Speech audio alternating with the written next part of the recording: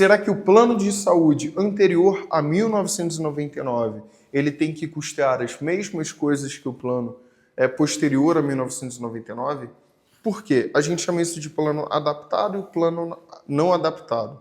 Eu já vou te explicar isso tudo, então fica aqui porque eu, Gabriel Bergamo, advogado especialista na área da saúde, vou contar o teu direito.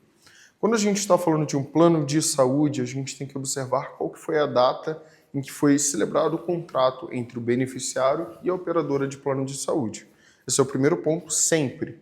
É por isso que normalmente quando tu vai falar com um advogado da área da saúde, ele pede o teu contrato ou pergunta para você. Por quê? A gente tem que entender qual que é a regulamentação no teu caso. Então, todo plano posterior a 1999, ele tem que ter a aplicação obrigatoriamente da Lei 9656 de 1998. O que isso significa na prática? Que esse plano de saúde ele tem que ter deferido tudo aquilo que tem previsão expressa no rol da ANS. Então, tem previsão expressa no rol da ANS, com uma DUT, sem DUT, enfim, o plano tem que fornecer, desde que tenha um pedido médico muito bem fundamentado. Sem pedido médico, em regra, o plano não tem que fornecer, tá? E agora, os planos anteriores a isso, eles têm algumas particularidades, porque não se aplica a esses planos anteriores a 1999, não se aplica em regra essa lei que rege os planos de saúde, mas se aplica o contrato que foi celebrado entre as partes.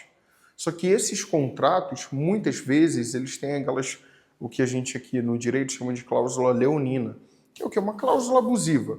Vou resumir assim para você que acho que fica um pouco mais fácil. Então, eles muitas vezes acabam falando que eles cobrem o tratamento de uma doença, mas não cobrem um meio para esse tratamento.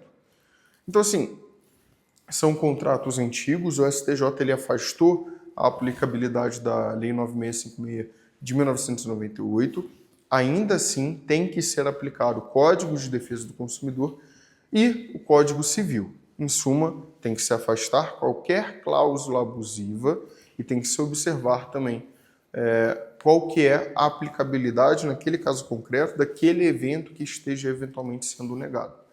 Porque, normalmente, eles negam falando que não tem previsão expressa no contrato.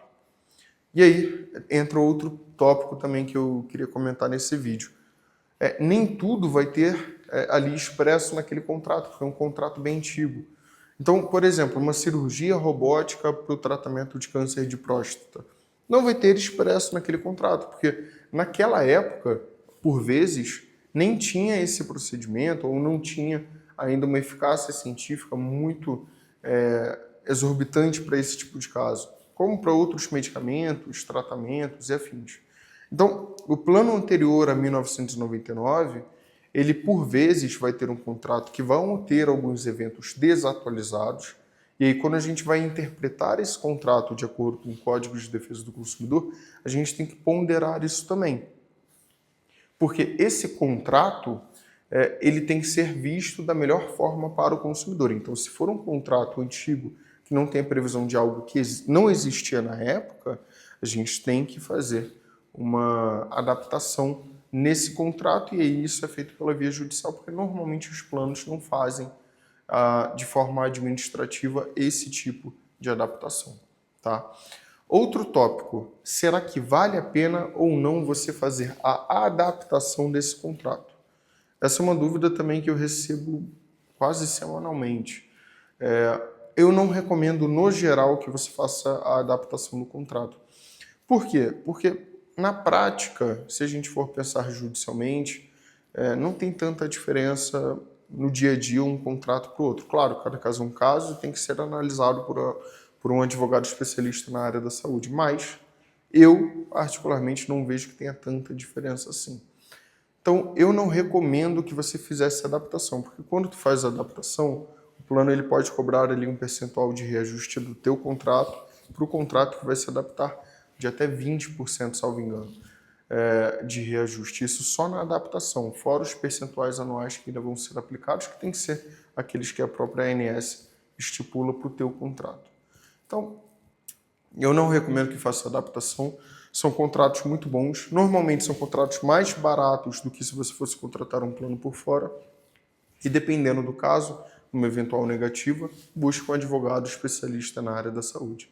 Por hoje é só, espero que você tenha aqui gostado desse vídeo. Se gostou, deixa o seu like, comenta aqui embaixo qualquer dúvida adicional que você tenha e, por favor, me segue também nas redes sociais, Gabriel Bergamo DV. Até a próxima!